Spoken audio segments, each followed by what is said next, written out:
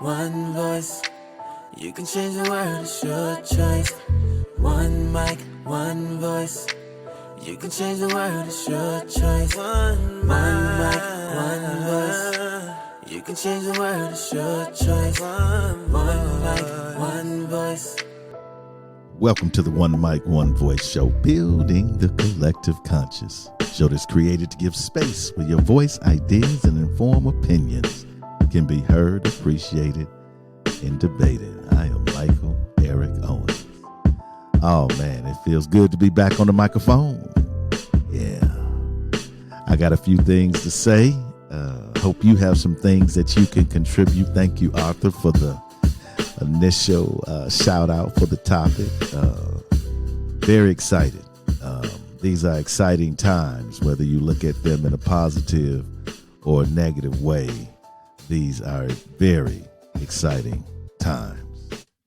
So today, we had crazy week with the trial of Derek Chauvin and the verdict. And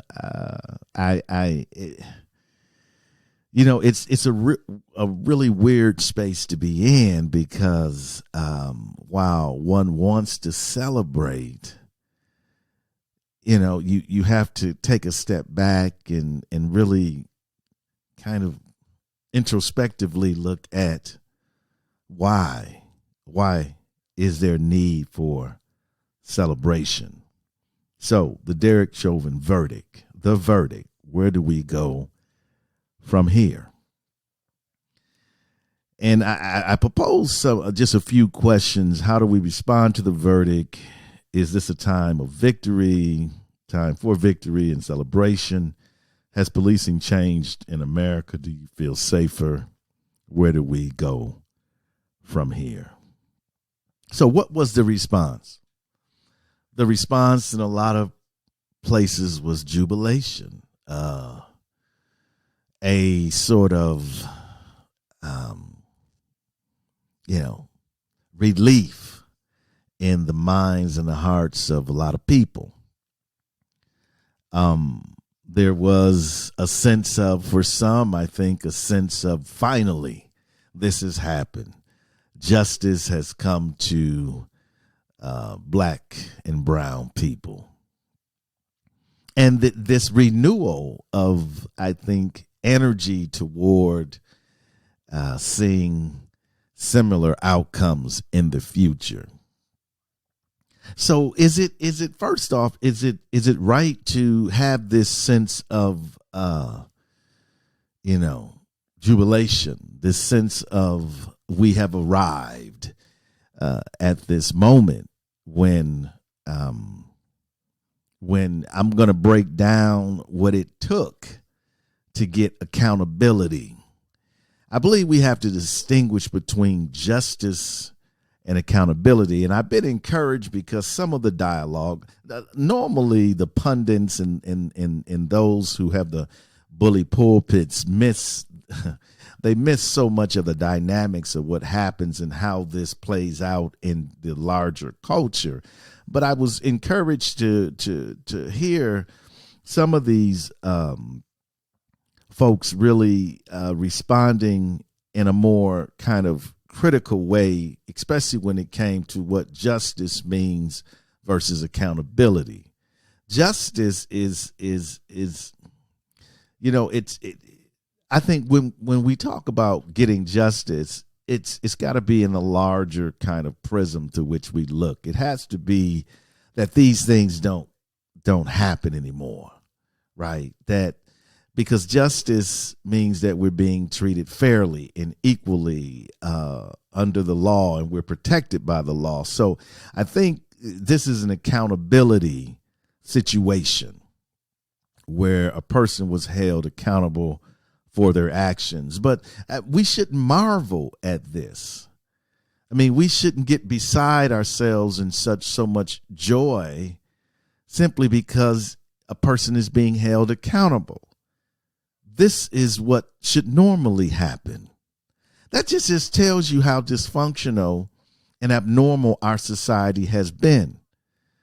throughout the history of this country, it is laced with injustices and people getting off for murdering black and brown people, all white juries, and black people not even being able to testify against a white person. That's part of our history.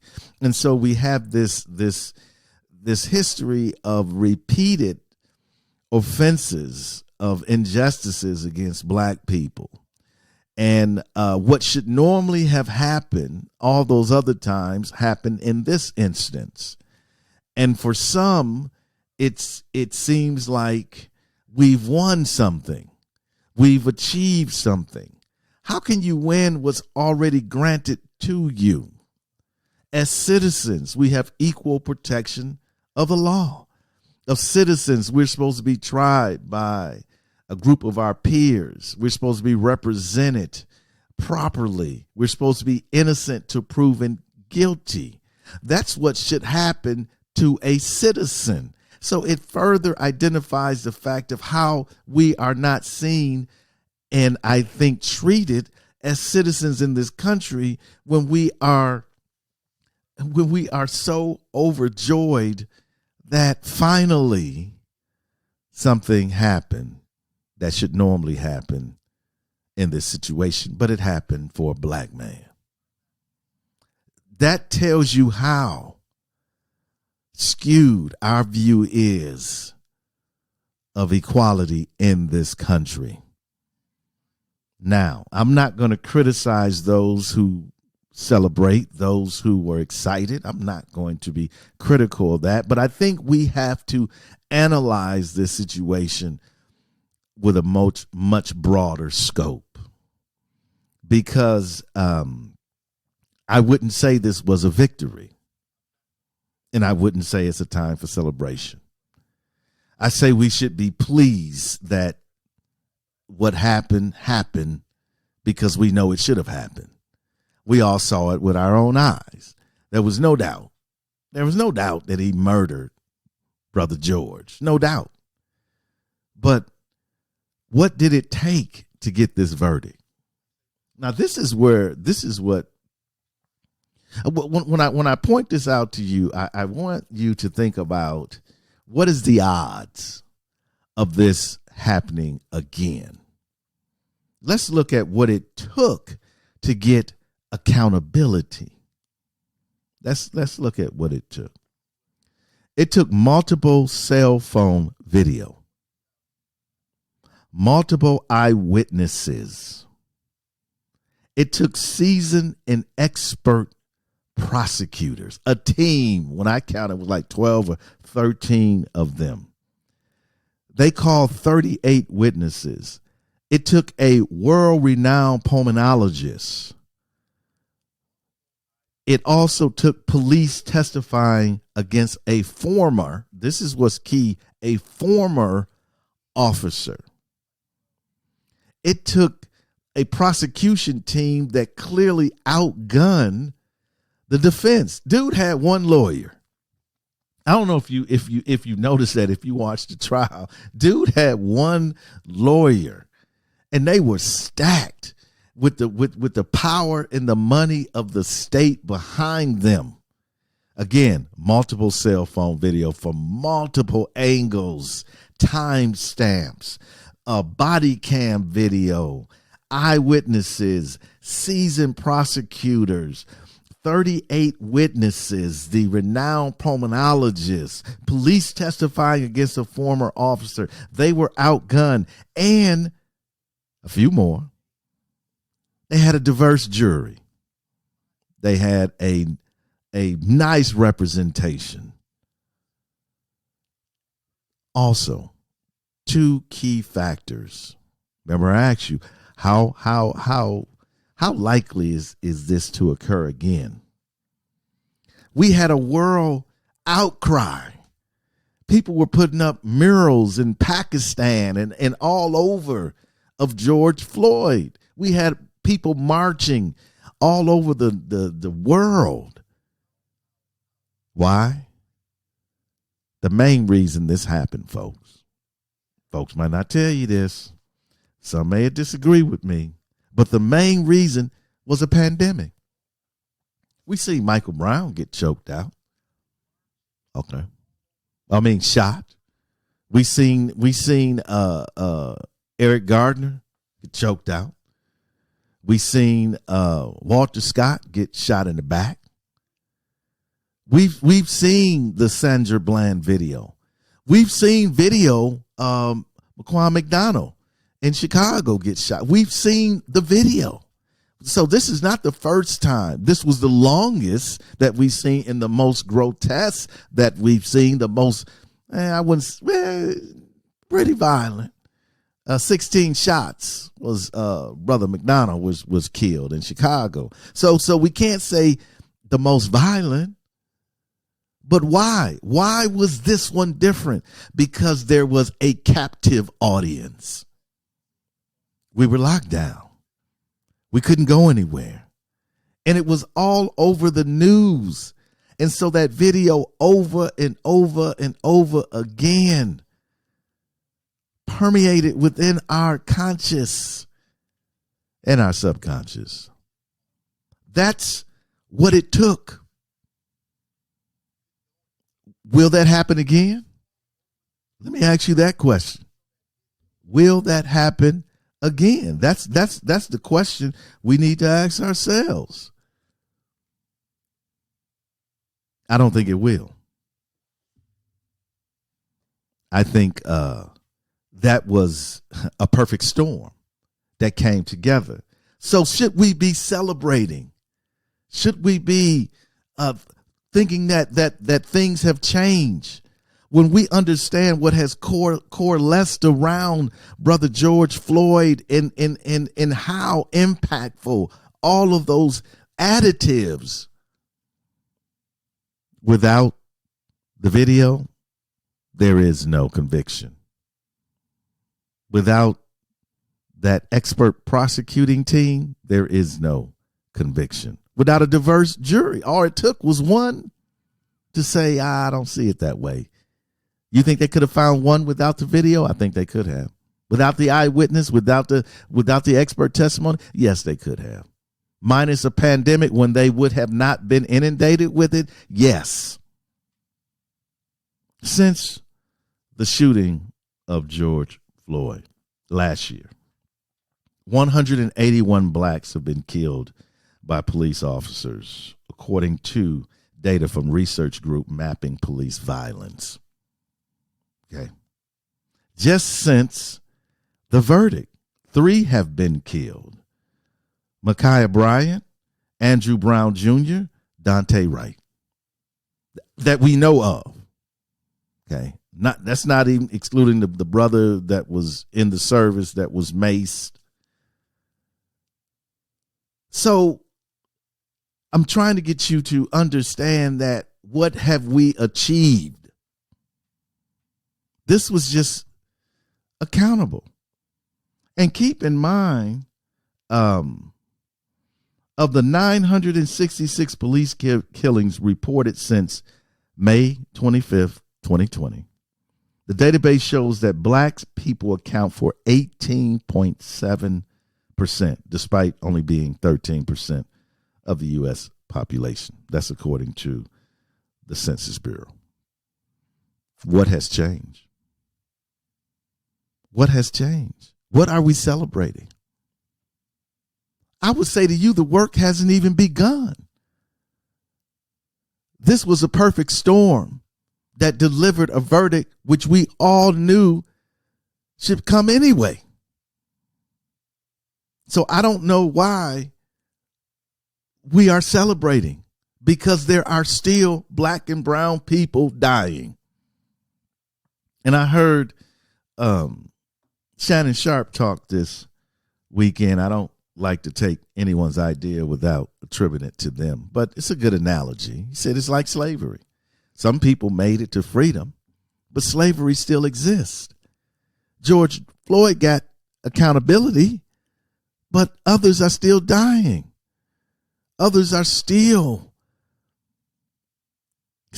objects of their violence. So nothing has changed. Let me say that to you.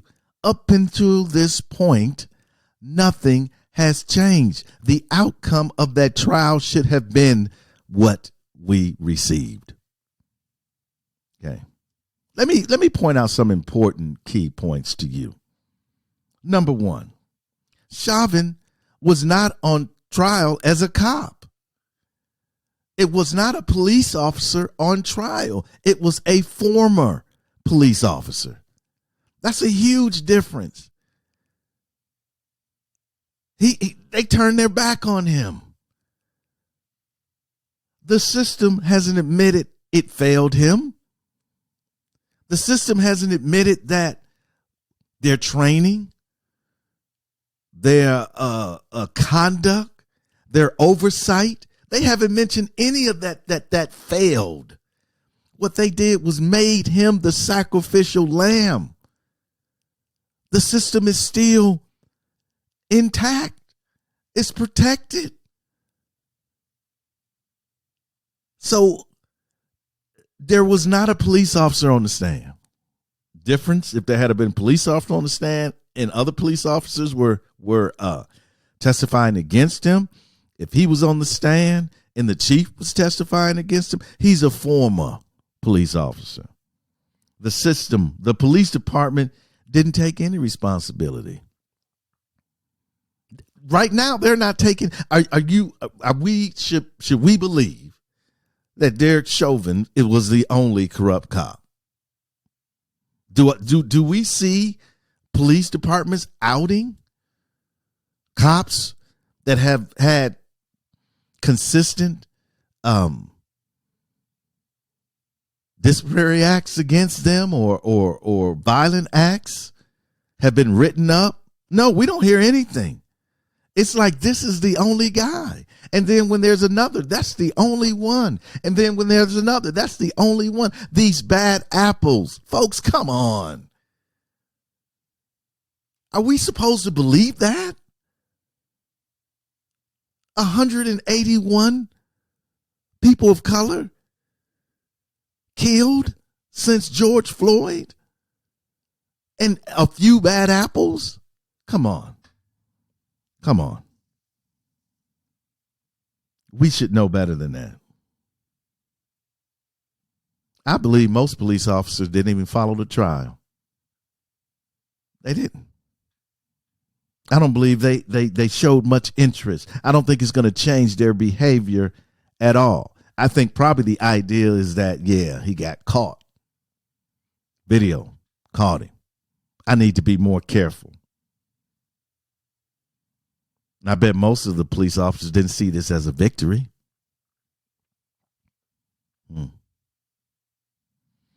Where has the system changed? Police officers have a license to kill. To kill. And some of them do it. They do it with such ease. I mean, think about life. The power to take life. Who wants the power to take life? But yet we see it done so frequently and so easily. And then we demonize the dead person.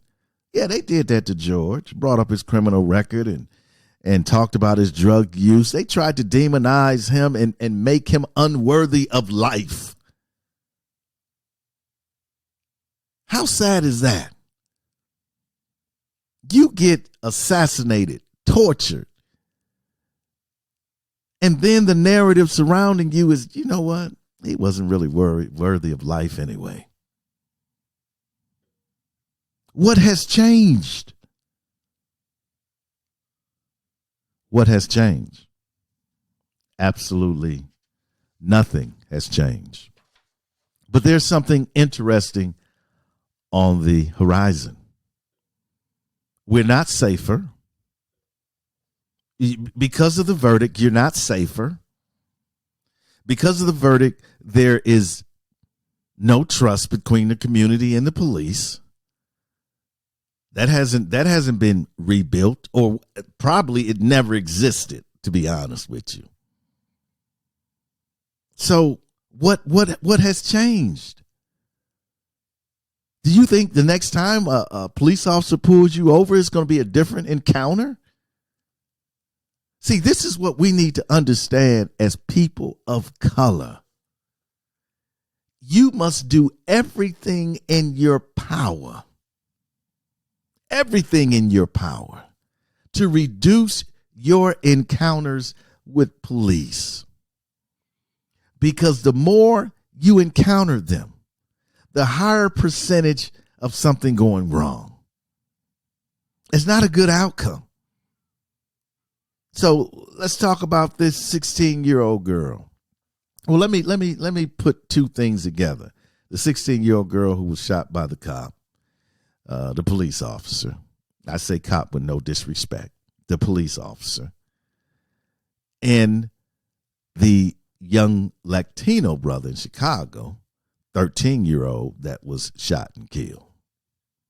Now, I'm going to say this, and by no means am I justifying the death of these two young people. One was 16, one was 13.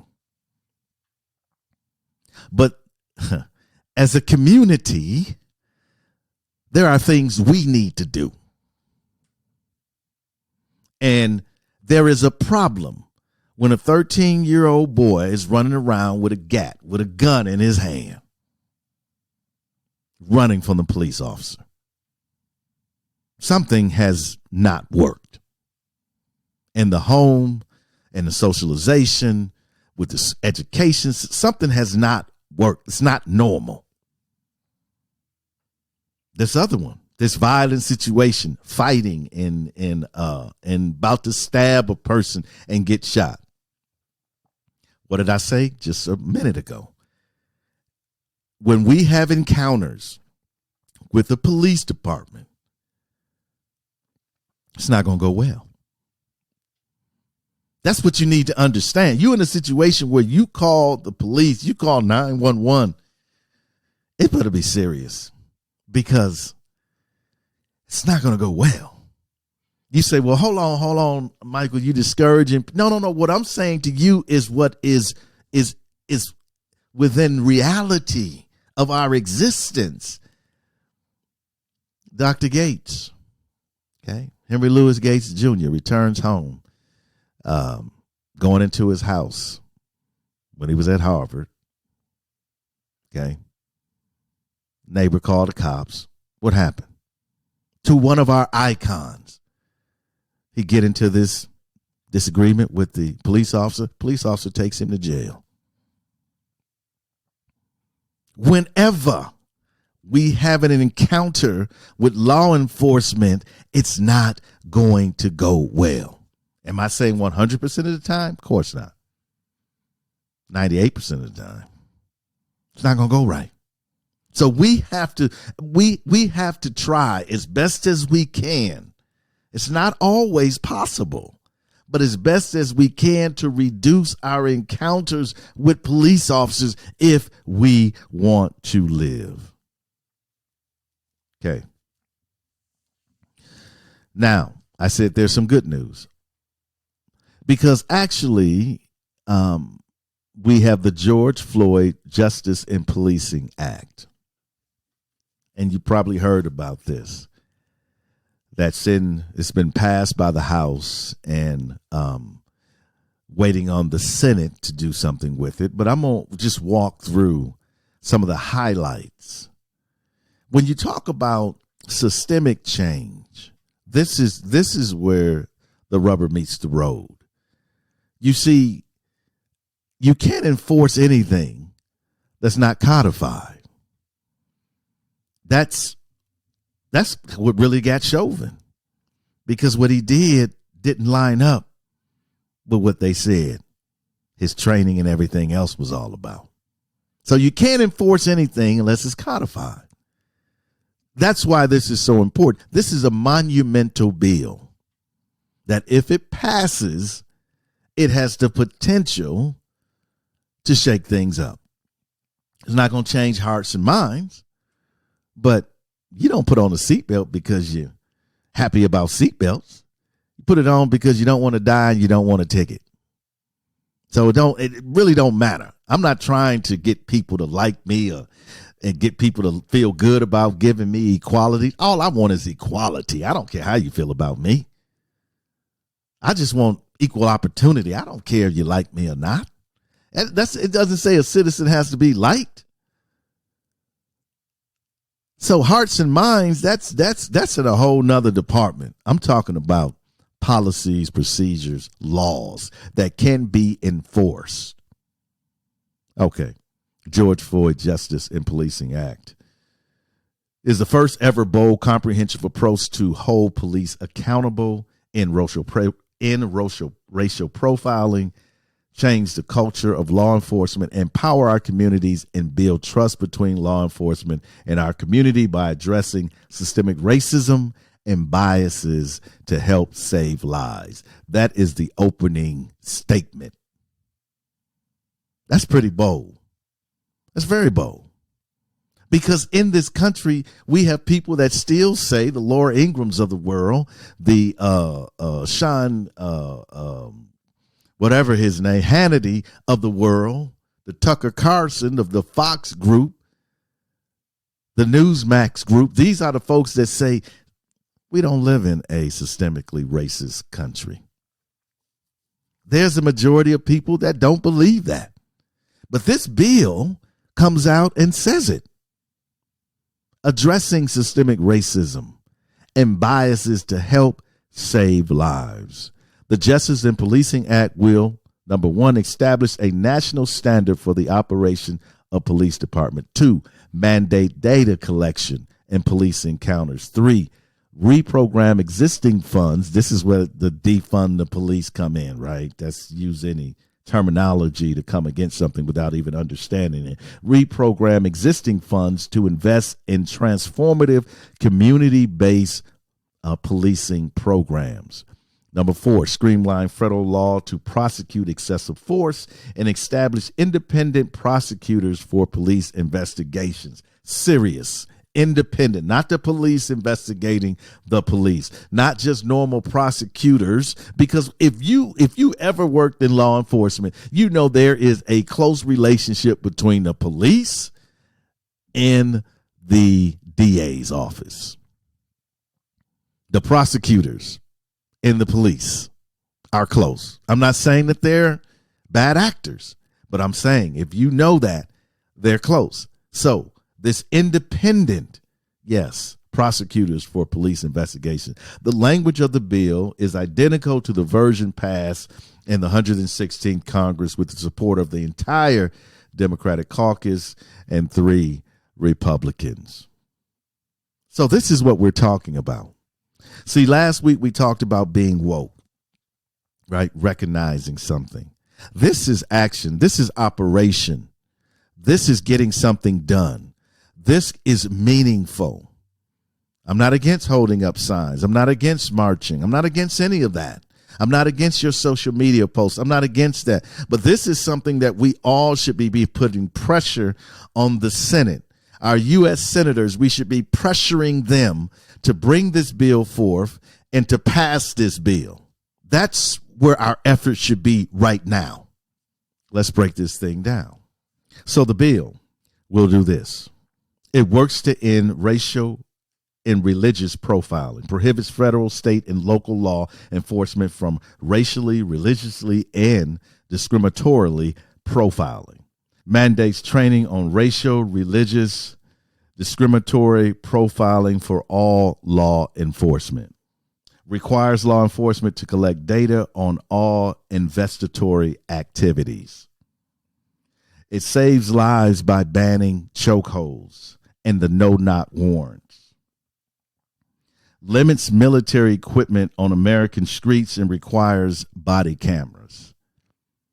Now, we were so excited about body cameras, but we learned from this case is that body cameras alone does not capture the whole scenario. If we had just had body cameras for George, we would have been in trouble. So what does it say to us as the woke folks? Oh, we need to be filming. When we see black and brown people being pulled over, all of that needs to be captured because body cameras alone won't do it.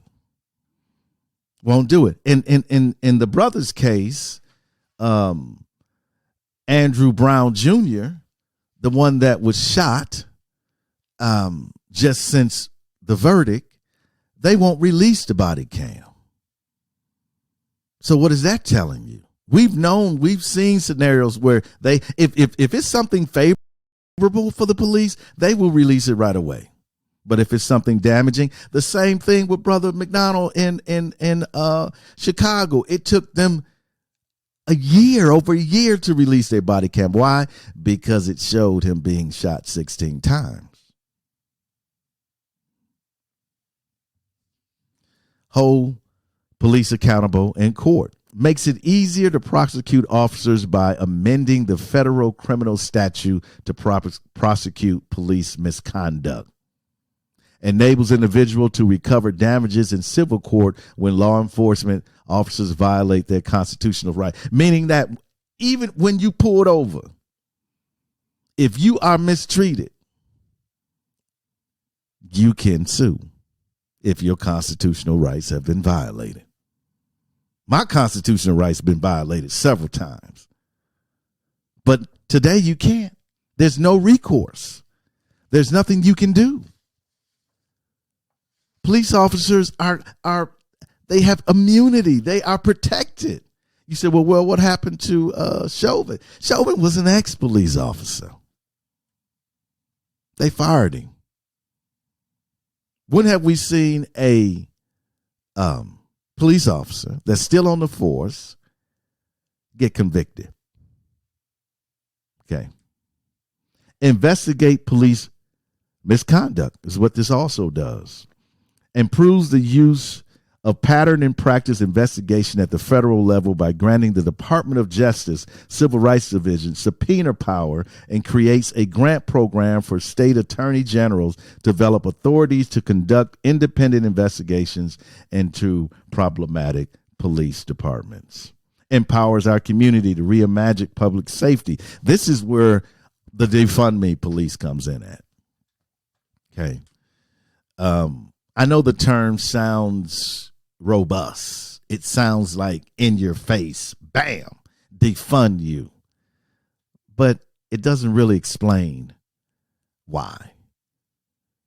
The redistribution of monies that police officers, roles that police officers should not be doing. They should not be on social calls, on mental health calls.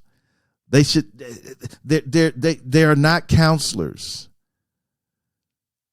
In many of these instances, police officers end up hurting someone or taking them to jail.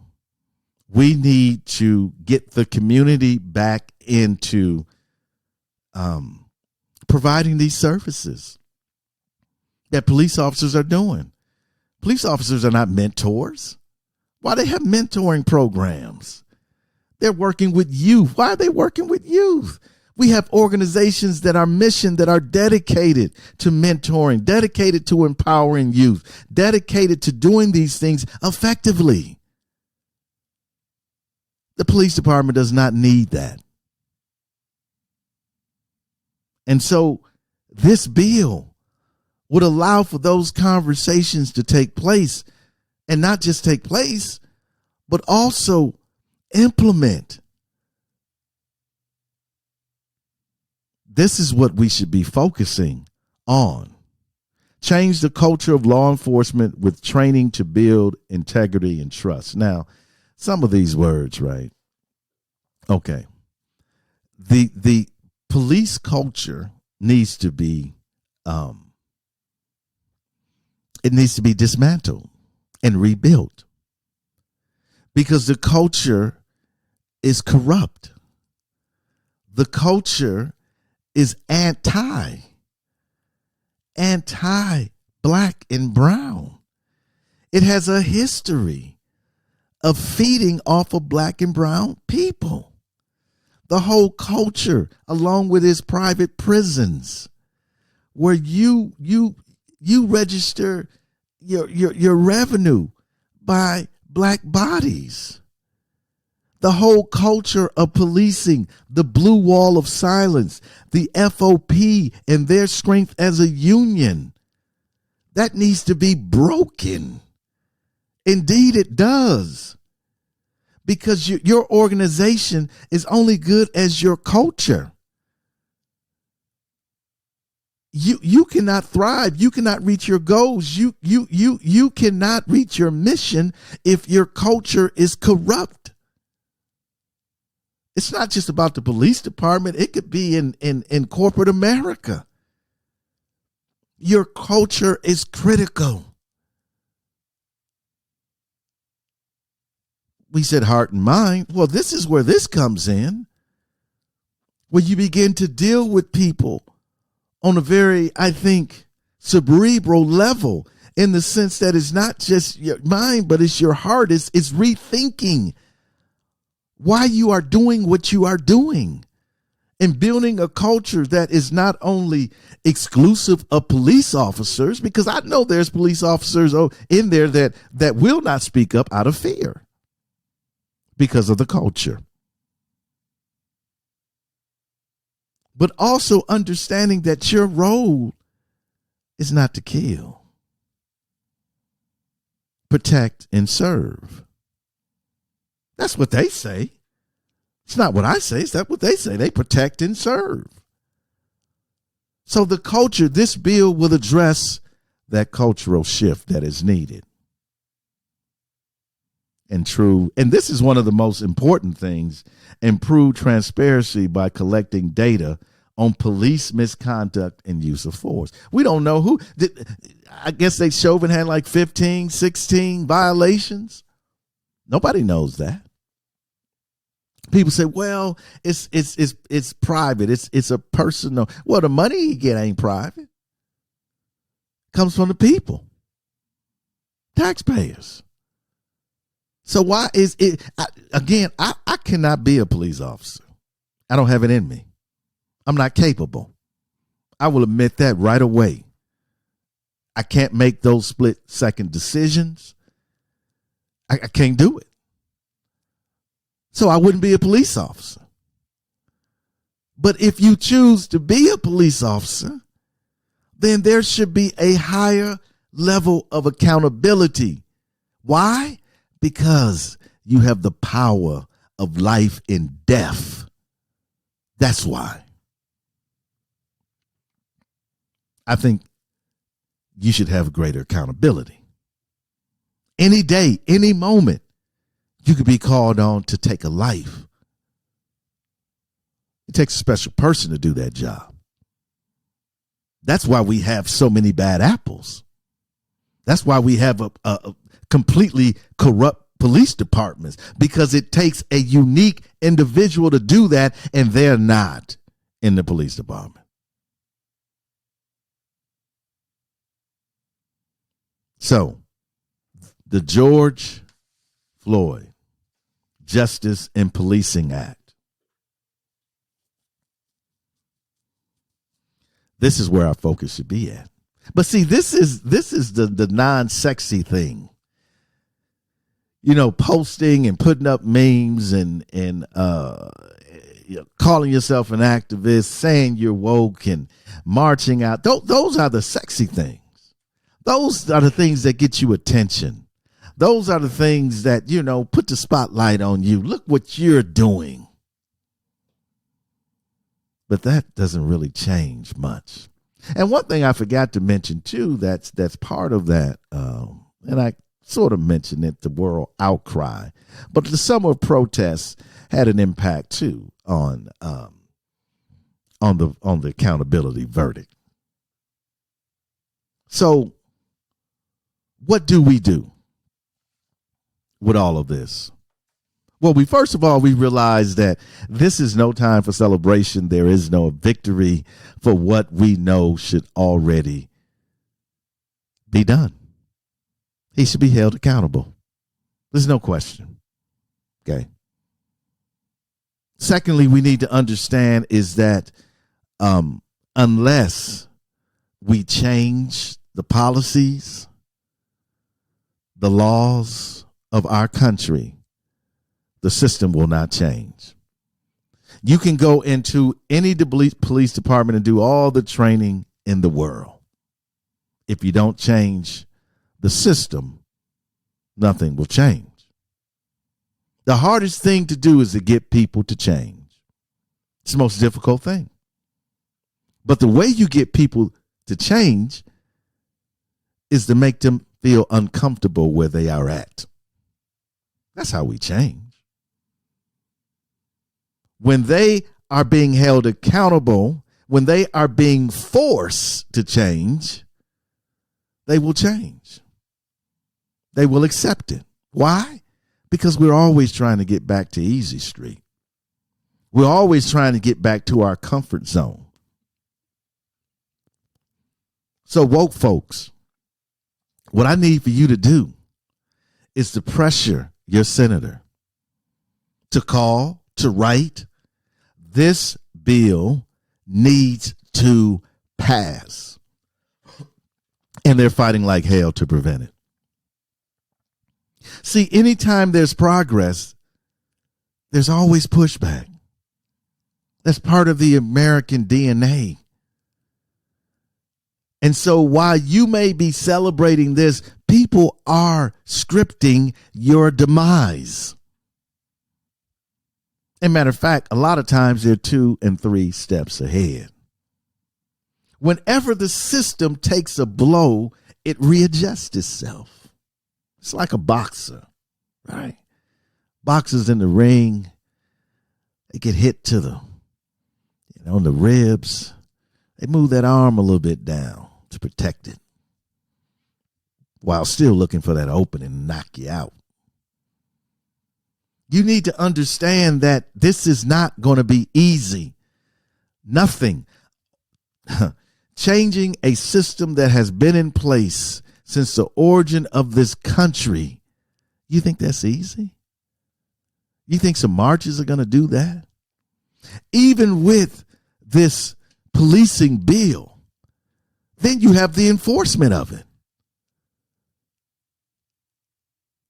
We are in this for the long haul. And I know for some it's too difficult. It's the mountains too high to climb, the ocean's too deep to swim. I understand that. But you need to get out the way. If you're not in it for the long haul.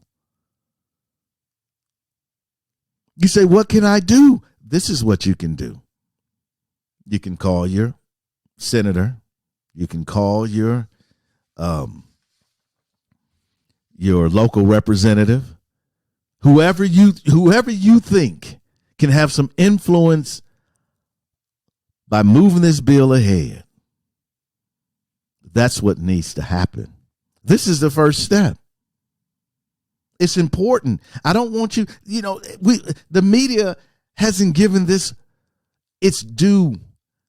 It needs to be talked about because this is critical if we truly want to change law enforcement. It's not about you locally working with your police department. It's not about that. We have so many different procedures and processes from county to county, let alone state to state, city to city. There is no way to hold police accountable or to ultimately have justice unless we have a benchmark standard. That whether I am in Oklahoma, I'm in California, whether I'm in Wisconsin, I know how police officers should be able to treat me and interact with me. Right now, you can't say that.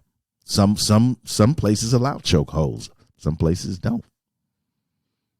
It's not uniform. And so it's critical for us to get engaged here.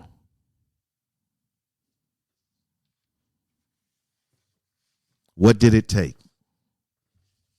It took multiple cell phone video, multiple eyewitnesses, seasoned and expert prosecutors, 38 witnesses, and a world-renowned pulmonologist, police testifying against a former officer,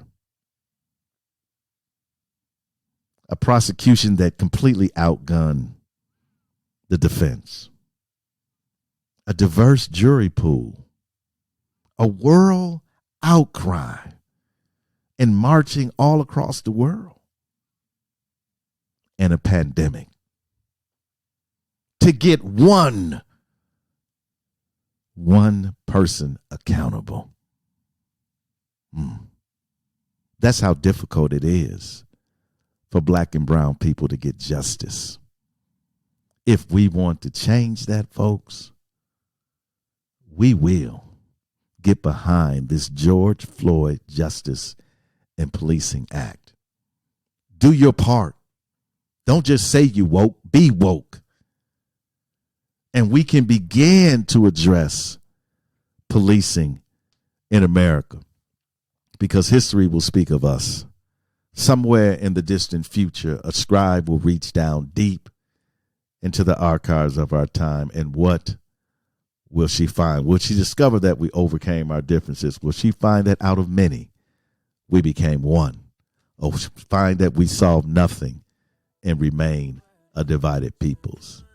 Yes, history will speak of us. You can change the world, it's your choice. We can make a difference if we try. We can be the change that's in our lives.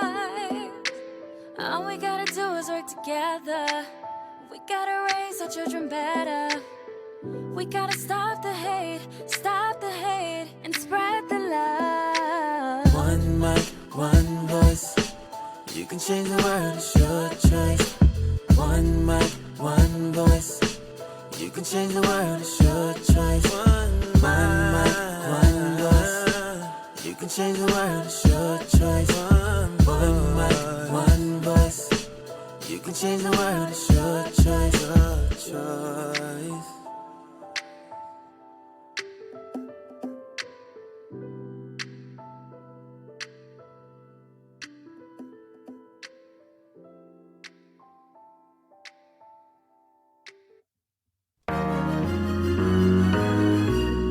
Thank you for downloading the One Mic, One Voice show.